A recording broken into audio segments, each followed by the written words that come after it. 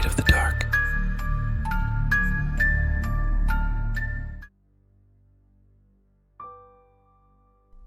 Once I moved to Prague, the capital of a European country. Everything is beautiful, cozy, and convenient. And it was in this capital, literally 15 minutes from the center, that this incident occurred. It happened when the hysteria over the coronavirus was just gaining momentum, and no one was thinking about imposing a quarantine yet.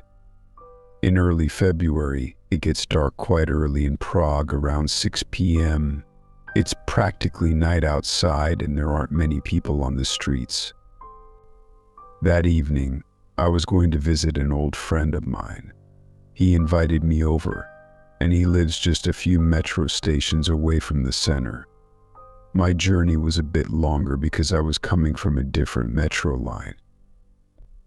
We agreed that he would meet me at the exit at 7 p.m., and from there we would walk to his place, which would take about 10 minutes.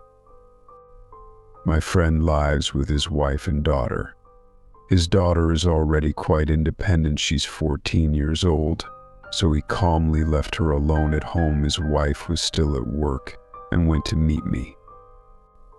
It should be noted that they live on the ground floor, and although the windows are quite high from the ground, about 2 meters, still the ground floor is the ground floor. And so exactly at 7 p.m., we met and started a casual conversation while walking towards his house. About halfway there, his phone rang. From the conversation, I understood that it was his daughter calling, and I heard phrases like, "Yes, we're coming. I told you I'd meet my friend and come." "No." "Well, in about 5 minutes." "What? Which keys?" "I took them, of course." "What? Who?" "We'll be there in a moment, just be quiet." He hung up and asked me to pick up the pace, almost running himself. In just a couple of minutes we were near his house. First he circled the entrance and looked from the street side, where his windows were. Then we entered the entrance in the apartment. His daughter was sitting in the room on the couch, a little frightened, and started to explain. "You left. I was sitting there, watching some YouTube video with headphones on, and suddenly, as soon as you left, a minute later, I hear someone knocking on the window from the street. I sat up. I see someone standing there. It's hard to see who. I approached the window, saw you standing there, gesturing with your hands, smiling. I couldn't hear anything. I opened the window like a small hatch, when the top is open, but the bottom is closed. And I heard you saying, 'I'm such a fool. I forgot my keys and cigarettes at home. Open the window, and I'll come in.' At first, I didn't understand. I thought you were joking. I said, 'Come on, I'll open the entrance door from the intercom. Will you come in? Or do you want me to pass them through the window where you left them?' And you again, 'Oh, come on. I don't want to go to the entrance, and you won't find them. I don't remember where they are. Just open the window completely, and I'll jump in quickly.' And you were laughing. But it felt strange to me. The entrance was just 2 steps away, and it's easier to pass the keys through the window than to jump 2 meters. Well, I thought you were kidding, apparently. I went to the hallway, where the keys usually hang, and your cigarettes were on the bedside table. I looked. No keys, no cigarettes. I decided not to run back and forth to the window, called you to ask where you might have left them, and you said you were just walking. But, Dad, I swear, it was you. Your voice, your clothes, your face. I talked to you like this through the window just a meter away, and the streetlight was shining directly on you. I couldn't have mistaken it. I wouldn't talk to a stranger like that, and a stranger wouldn't say such things." At this point, the daughter apparently realized the strangeness of the situation, and she burst into tears. We tried to comfort her as best we could. After some time, we circled the house again, looked under the windows, but found nothing strange. I don't know what it could have been, but I'm 100% sure that if the girl had succumbed to the persuasion, something unpleasant would have happened.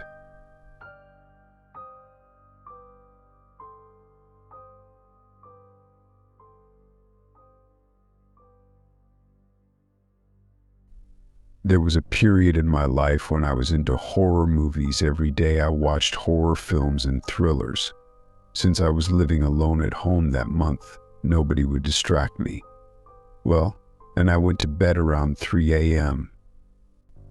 And then one night I went to bed as usual, turning off the lights in the apartment. Suddenly, in the middle of the night, I was awakened by some strange sound, as if someone was scratching on a smooth surface. At first I thought it was the cats, but both cats were sleeping at my feet. I listened, the sound seemed to have stopped.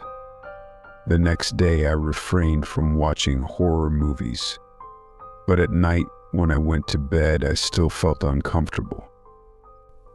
Around the same time as the previous night, I was again awakened by a strange sound from the corridor. I was scared to get up, but I was sure it was coming from the direction of the mirror, as if someone's nails were leisurely tracing paths on the glass.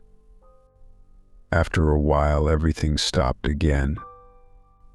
In the morning, I didn't go to work, citing feeling unwell. During the day, I noticed strange behavior from one of the cats. He sat on the bedside table next to the mirror and didn't take his eyes off his reflection. This lasted for about 2 hours. There was also a mirror in the bathroom. Honestly, I had never been afraid of living alone before, but apparently horror movies began to affect my psyche. Even while showering, I constantly peeked out from behind the curtain at the mirror. And still, there was a nagging feeling that someone was watching me. As I went to bed, I was very scared, and it took me a while to fall asleep. I woke up in the middle of the night, but now from a different sound, as if from a monotonous voice. At first, I thought it was the neighbors after all. The acoustics were good, but after a while I realized that the sound was coming from the corridor. I tried to listen, but everything stopped. I was very scared, lying with my eyes closed, trying to fall asleep. Eventually, I had to turn on the light to calm down a bit, and somewhere around 5 in the morning, almost half asleep, I heard a faint laughter. The next morning, I decided to call a friend to stay overnight. But when I went to the bathroom, I noticed again that the cat was sitting in front of the mirror. He didn't respond to calls or touches. He was staring at something in the reflection as if mesmerized. Pulling the curtain in the shower, I stepped under the water and closed my eyes for a second. And in that moment I saw, I don't know how to put it, in my head perhaps, an image in the mirror. It seemed to reflect an empty bathroom, a curtain behind which I stood, and then next to the bathtub, someone's face began to appear, and suddenly I saw how the lines formed into a rough, terrifying grimace on the green face of some creature. I felt it grinning, and with a scream I pulled the curtain aside. There was no one there. But I was trembling. Such a thing couldn't have been imagined. I felt that there was something in the mirror. I don't remember how I got dressed and ran out of there, but I remember the dreadful feeling as if someone was watching you, waiting for something. Before my mom arrived, I tried not to stay home alone. But even now, passing by the mirror, I can swear that I sometimes hear faint laughter, and the cat still sits for hours next to the bedside table, looking thoughtfully into the depths of the mirror.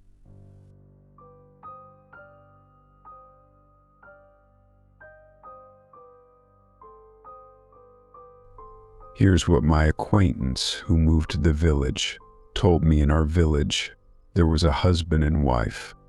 For some reason, they had no children. The first years they lived well, but then the husband started drinking.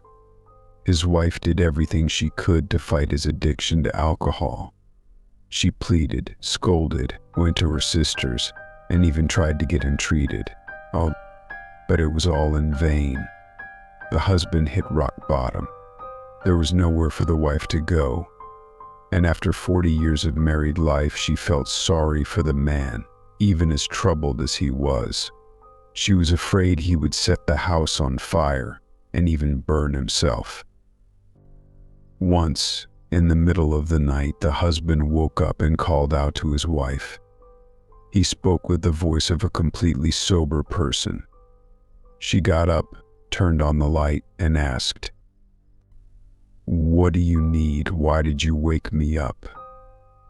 In response, he said, "I will die today."